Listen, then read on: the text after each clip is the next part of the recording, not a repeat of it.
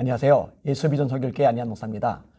기독교와 공산주의는 절대로 공존할 수가 없습니다. 한쪽이 사라져야만 평화가 유지가 됩니다. 그럴 수밖에 없는 게요, 뿌리 자체가 근본적으로 다르기 때문입니다. 전에도 한번 다뤘는데 복수 삼아 이 부분 좀 더 되풀이하겠습니다. 공산주의 뿌리는 유물론이죠. 네이버 두산백과에 들어가면 이렇게 기록되어 있습니다. 유물론, 물질을 제1차적 근본적인 실제로 생각하고 마음이나 정신을 부차적 파생적인 것으로 보는 철학설 유물주의라고도 한다. 물질이 근본이에요. 정신, 이거는 물질에서 파생이 된 거예요. 이게 유물론이죠. 정신을 바로 물질이라고 주장하는 입장, 또는 물질의 상태, 속성, 기능이라고 주장하는 입장 등 여러 입장이 있다. 이게 물질이 기본이고 여기서 정신이 나온다는 입장이니까 당연히 영을 인정 안 하죠. 하나님이 영이시죠. 당연히 하나님을 인정할 수가 없는 거예요. 무신론으로 갈 수밖에 없는 거죠. 이렇게 유물론의 뿌리를 둔 공산주의 입장에서 기독교는 제거 대상일 뿐입니다. 그냥 놔둘 수 없죠. 자신들의 근본 사상과 정반대에 서 있는데 그걸 어떻게 그냥 내버려 두겠습니까? 그래서 기독교는요, 늘 공산주의 치하에서는요, 박해를 아주 심하게 받았던 겁니다. 안 그런 나라가 없죠. 그리고 이것을 가장 지금도 분명하게 보여주는 나라가 우리 대한민국 바로 옆에 있는 중국이라는 나라입니다. 시진핑이 절대 권력을 잡은 후 아주 기독교가 심하게 박해를 받아요. 제가 중국에 2년 전에 갔었는데 교회 입구마다 CCTV가 다 설치가 되어 있는 거예요. 들어간 사람들이 감시를 당해요. 외국에서 온 목회자들이 설교를 하면요, 이것도 처벌 대상이 됩니다. 이 종교 자유가 없는 거죠. 우한이라는 이름 익숙할 거예요. 처음에 코로나19라고 안 하고 우한 폐렴이라고 했었죠. 그런데 이제 문재인 정부가 우한에 대한, 중국에 대한 혐오를 부추긴다면서 그 말을 못 쓰게 했죠. 그래서 우한 폐렴 대신에 코로나19로 좀 쓰여지고 있는 거예요. 아무튼 이 코로나의 진원지라고 여겨지는 곳이 우한입니다. 근데 이 우한이 어떤 곳인지 아세요? 작년도에 중국에서 종교정책 시범지로 지정한 지역이 바로 이 우한입니다. 교회 박해가 가장 심했던 지역이에요. 종교정책 시범지니까 시범 케이스로 아주 심하게 다룬 겁니다. 선교사들을 단체로 추방했고요, 교회당을 파괴했습니다. 성경을 불태웠습니다. 십자가를 철거했습니다. 교회마다 CCTV를 설치해서 감시를 해요. 그 다음에 교회에다가요, 끔찍한 일이 발생을 하는데 시진핑 주석 사진을 걸어놔요. 우상하죠. 어디 예배당이 하나님께 예배드리는 공간에다가 일개 개인 초상화를 걸어 놓습니까? 예배 시간에 정부 선전 시간을 배정을 했고요, 교회 지도자들을 수감했습니다. 여러분, 이게 중국에서 실제로 지금 일어나고 있는 일입니다. 근데 이게 다가 아니에요. 정말 끔찍한 일들이 발생을 하고 있습니다. 최근에 드러난 일인데요, 성경을 제멋대로 변개시키는 겁니다. 성경이 보면요, 예수님께서 가늠하다 현장에서 잡힌 여인을 용서하시는 장면이 나옵니다. 무리들이 그 여인을 끌고 왔죠. 율법에 의하면 이런 여인을 돌로 치라고 그랬는데 당신은 어떻게 말하겠습니까? 예수님이 땅바닥에다 이렇게 글을 쓰세요. 그러더니 조용해지죠. 웅성거리는 분위기가 차분해지죠. 뭘 쓸까 되게 궁금할 거예요. 그리고 일어나시더니 주님이 말씀하십니다. 너희 중에 죄 없는 자가 돌로 쳐라. 그러니까 하나씩 둘씩 슬그머니 빠져나가는 거예요. 죄 없는 사람이 없거든요.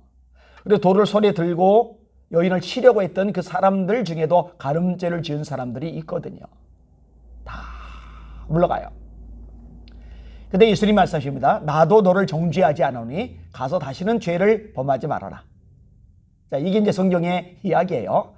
근데 중국 교과서에서는 어떻게 이 내용이 실렸느냐, 이렇게 실려 있어요. 잘 들어보세요.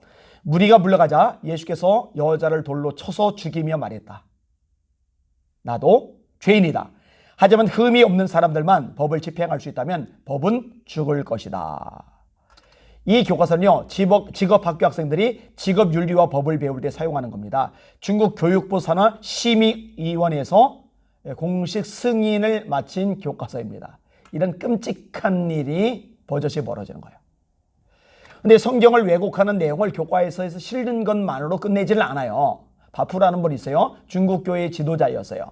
박해를 피해서 미국으로 망명을 갔죠. 그리고 거기다가 단체를 세웠어요. 차이나 에이드라는 기관. 이분이 미국 국회 청문회 직후에 더 크리스찬 포스트와의 인터뷰에서 밝힌 내용입니다. 이 중국이요, 성경 자체를 새롭게 만들려다는 거예요. 그러고도 남을 시진핑 정부죠. 이 바프 목사님이 인터뷰했던 내용을 읽어드릴게요.